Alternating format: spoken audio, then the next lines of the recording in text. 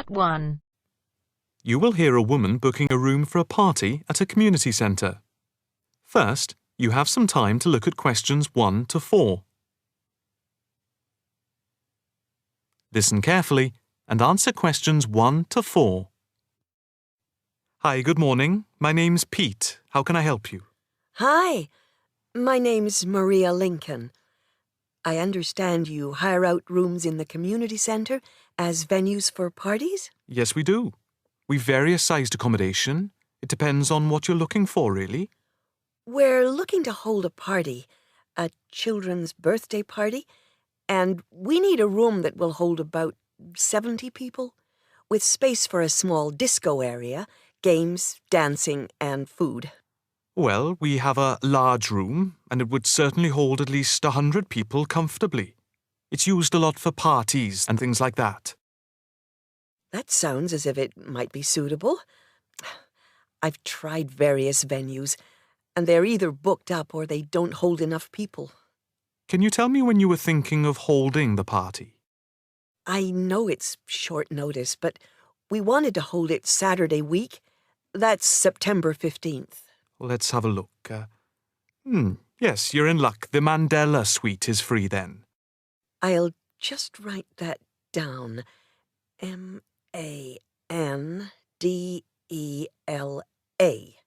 And the time. When were you thinking of holding it?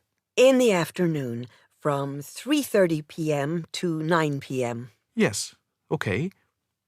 There's no smoking on the premises, and we're only licensed to have soft drinks. That's okay. I think I'm happy to go ahead.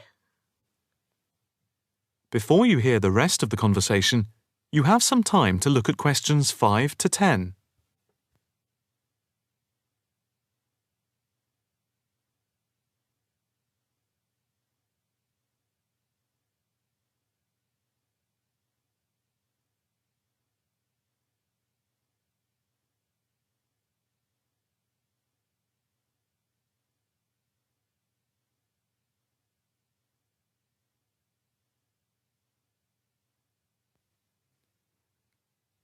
Now listen and answer questions 5 to 10. Can you just give your postcode? Yes, it's PA5 7GJ. Fine. And the flat and street number? It's flat number 40, and the street number is 35. Okay, so that's flat 40, 35 Beaches Street. Yes, that's right. And a contact number? My landline is 223279 with the code. But I'll give you my mobile number, which is 07897 293381. Okay, 293381. Can you tell me how much it will cost? It's quite reasonable, actually. It's £115 for the hire of the room, with tables and chairs. But if you want to hire disco equipment, we've got a basic system with speakers and other equipment for £25. But there is no technician around in case anything goes wrong. And of course, it's optional. That would save us carting something from home, but maybe we should bring a spare sound system just in case. We've never had any problem with the system, but you might not want to take any chances. What about catering? Well, we had thought of getting everyone bringing something. We have someone who can do catering for £9 a head, including the cake if required. That's handy, but it's a lot as we have a fairly tight budget. So, you want to go ahead with the booking? Yes, certainly. Okay. I need to take a deposit of £30, which is refundable.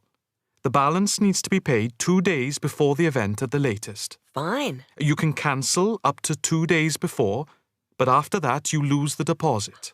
We don't intend to cancel, but is there any insurance we can take out? Yes, there's a form here somewhere.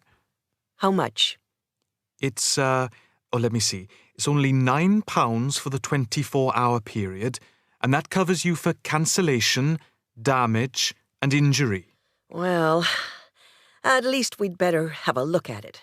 How would you like to pay the deposit? Cash. I'll just give you a receipt. There you are. 10, 20, 30. £30. Maria Lincoln. Thank you very much. I'm really glad I found somewhere. We have been trying to book a place for the past 2 weeks, so thank you again, and bye for now. That is the end of part 1. You now have half a minute to check your answers.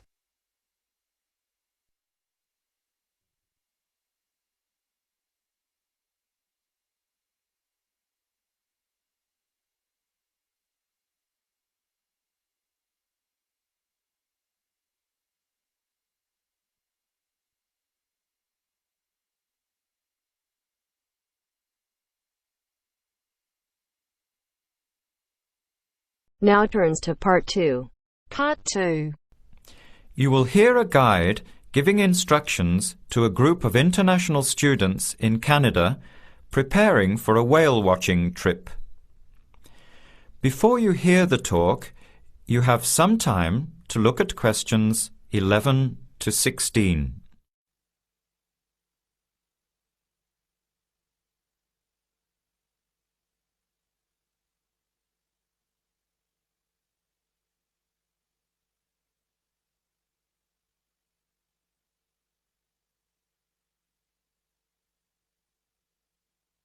Now listen carefully to the first part of the talk and answer questions 11 to 16.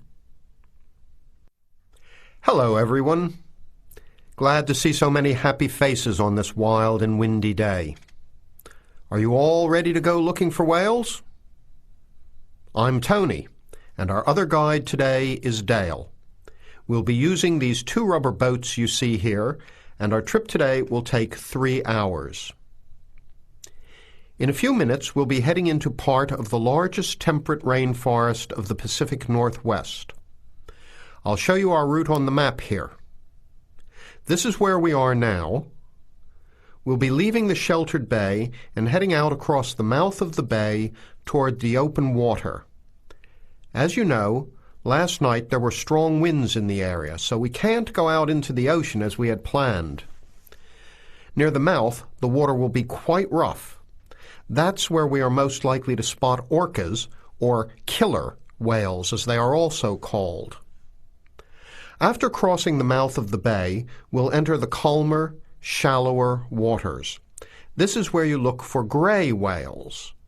Then we will continue up this narrow inlet close to the shore. You will have a great view of giant fir and cedar trees that have never been logged. Here is the place to watch for wildlife. You are likely to see bears along the shore and eagles in the sky overhead. Right at the back of the inlet here are the hot springs where we will be stopping for an hour. You can have a soothing soak in bubbling hot water before the return trip. I'll tell you a little bit about the whales now, because with the noise of the wind and the engine, you won't be able to hear much out there. As we head out in the boat, we will probably see dolphins first. They are a gray color and quite small, 1 to 2 meters long. They will swim right beside the boat, racing along and sometimes jumping out of the water just ahead of us. They swim very fast, and they are playful and curious. They're really fun to watch. The next ones we'll see are orcas, or killer whales, which are actually members of the dolphin family. They are 7 to 8 meters long, very fast, and they have sharp teeth. Some stay in these waters all year round. We identify them by the distinctive black and white color. They feed mainly on salmon in these waters, but the orca diet can include seabirds, seals, dolphins, and other mammals. They can be fierce hunters, and this is why they are called killer whales. We should start watching for them as soon as we get out toward open water. We're likely to spot the orcas from a considerable distance. Watch for the black and white marking and mist spouting from the blowholes on top of their heads. Just outside the inlet is where we will probably see grey whales. The greys are migratory. They pass through here twice a year, moving from far in the north where they feed to the warm southern waters where they breed. You are very lucky today because several have been reported in the area. Unlike the orcas, greys are solitary, except when you see a mother with a calf. The grey whales are much longer and heavier than the orcas, 14 meters long and weighing up to 30 tons. The grey whales are filter feeders, gathering tiny ghost shrimp from the sand at the bottom. We recognize greys from their tail fins because each one is different. Once we find the whales, we'll come up as close as we can safely. We are allowed to approach the whales no closer than 50 meters, but that feels pretty close when you are in the presence of animals this big. You'll see mist coming out of the blowholes when they breathe out, and you'll hear a loud hiss. If we are downwind, we might even be able to smell them, a strong, fishy smell. Before the talk continues, you have some time to look at questions 17 to 20.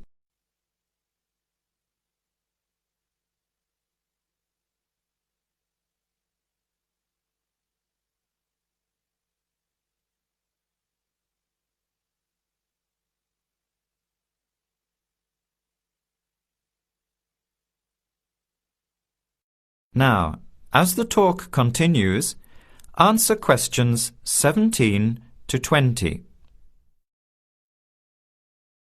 Now, for just a few words of caution. It will be quite bouncy out there, especially in the front of the boat. If you want a smoother ride, stay in the middle of the boat, close to the engine. Hold on to the ropes and keep an eye on any big waves. Be alert so you don't get thrown out of the boat. In case of an emergency, you are all wearing survival suits. They'll keep you warm and dry in or out of the water. They are bright orange for visibility. The water temperature is around 8 degrees. Without these suits, you would only last a few minutes in this cold water. With these suits, your survival time is increased dramatically. They will keep you upright in the water even if you can't swim. But we don't expect anybody to end up in the water, so don't worry. Now, are there any questions? I'm afraid of getting seasick. Right. I was just coming to that. If you think you might get seasick, take one of these patches and put it on your arm at the wrist, like this. It works on pressure points of the body and will relieve seasickness without the drowsiness you can get from pills. Are there any other questions? All right then, let's start loading up the boats. We leave in 5 minutes. That is the end of part 2. You now have half a minute to check your answers.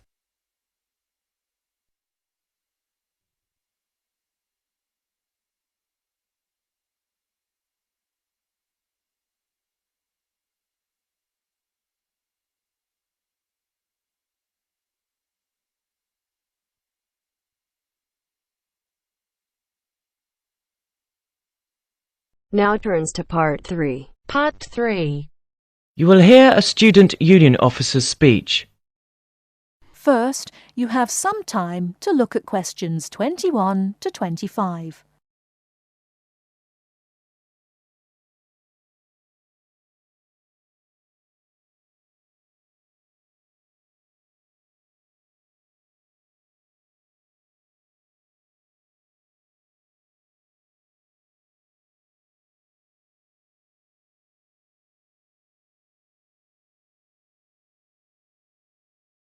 Now, listen carefully and answer questions 21 to 25. Hi there. May I wish you a very warm welcome to Ealing College, and more especially to the Student Union.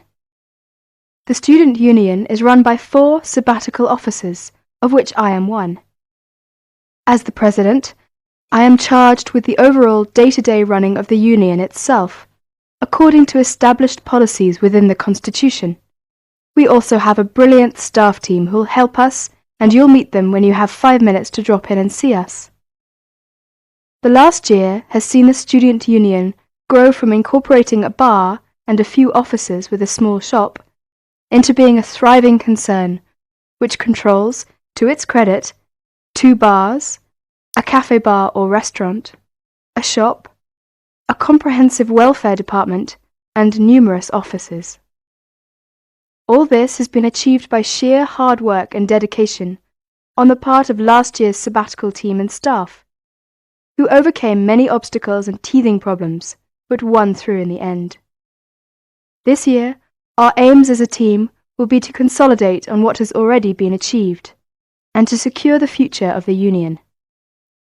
With the new post of Vice President, Social and Communications, our main emphasis will be on communications within the college, which has always proved a problem in the past, but one which we hope to improve upon this year.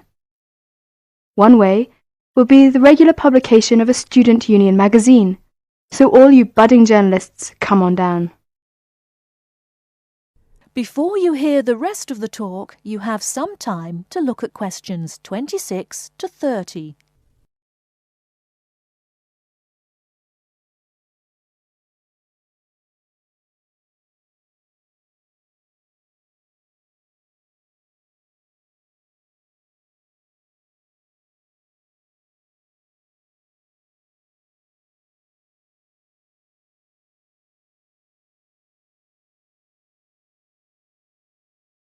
Now listen and answer questions 26 to 30. We are very aware that a lot of you have never had any contact with student unions before, and don't know what they are or what they can do for you. So basically, here's a quick rundown. If you have any problems at all, either when you start college or throughout your time here, don't hesitate to drop in the SU office in the North Building and see Pat, our office assistant. She will be able to help you with most of your day-to-day general inquiries, or if she can't, she will direct you to one of our staff who can. Myself and the other 3 vice presidents are here every day, and if you need to see us, just fix a time with Pat, and we'll be only too happy to help you. By the way, queries or problems can range from a late grant check, finding a place to live and academic matters, right through to the best places to eat, directions to the bar, or somebody blocking you in the car park. We'll give anything our best shot. Please remember, while you're at Ealing, that going to college is not just about education. Make sure you enjoy yourself as well, because believe me, time will fly once you're here. Ealing is a really good place to live, as there is lots to see and do. And don't forget, the metropolis of central London is only 20 minutes away by tube. Finally, the Student Union is an organisation run by students for students. So if there is anything you don't agree with, or you have any new ideas, please come along to the Union General Meetings and don't be afraid to speak up. Or you could give up a little of your time and stand for the Executive Committee, which is made up of students who help us out with lots of interesting things. I would like to take this opportunity to thank all the sabbaticals of the last 2 years who have worked so hard. My very special thanks goes to Winston, Martin and Peter and all the staff who not only did a great job, but have been my good friends as well. Lots of luck and success for your year at Ealing.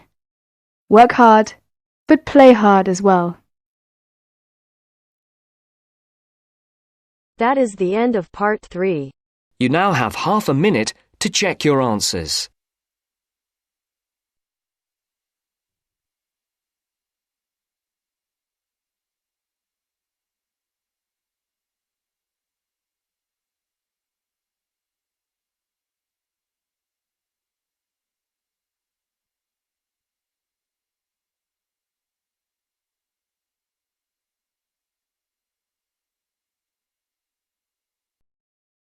Now turns to Part 4.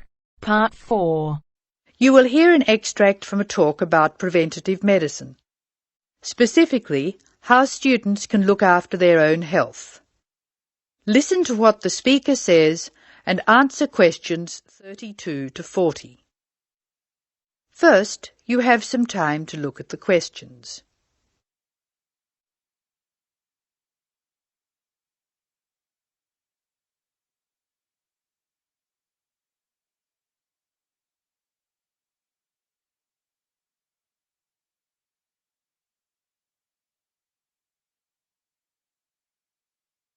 Now listen carefully and answer questions 32 to 36.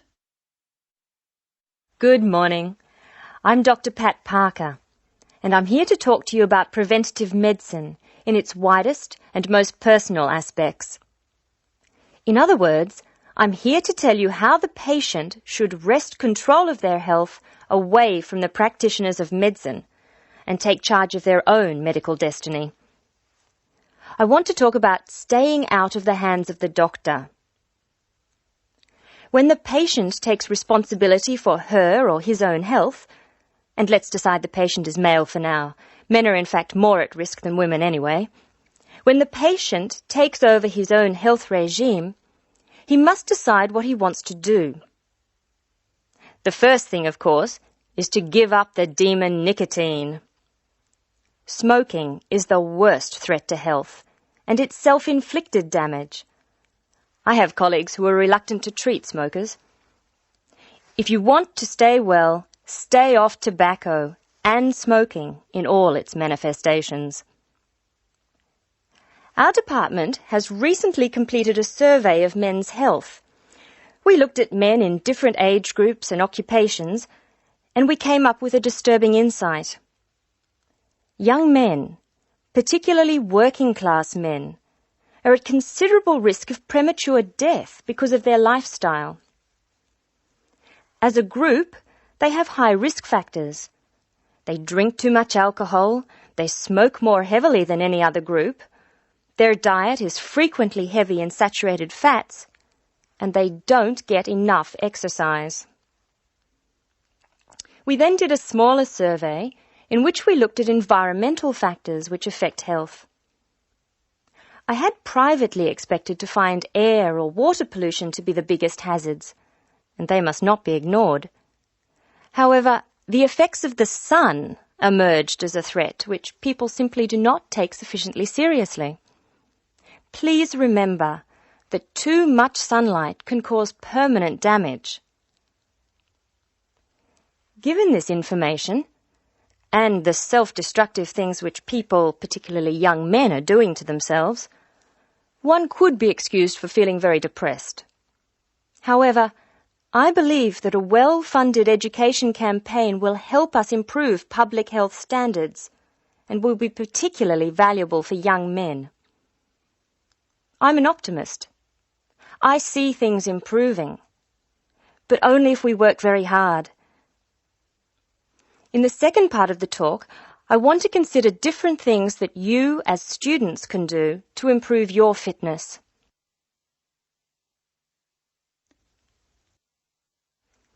So now I'd like to issue a qualification to everything I say. People will still get sick, and they will still need doctors. This advice is just to reduce the incidence of sickness. It would be great if disease were preventable, but it's not. However, we have power. In the late 80s, the Surgeon General of the United States said that 53% of our illnesses could be avoided by healthy lifestyle choices. I now want to discuss these choices with you. You should try to make keeping fit fun. It's very hard to go out and do exercises by yourself. So it's wise to find a sport that you like and play it with other people.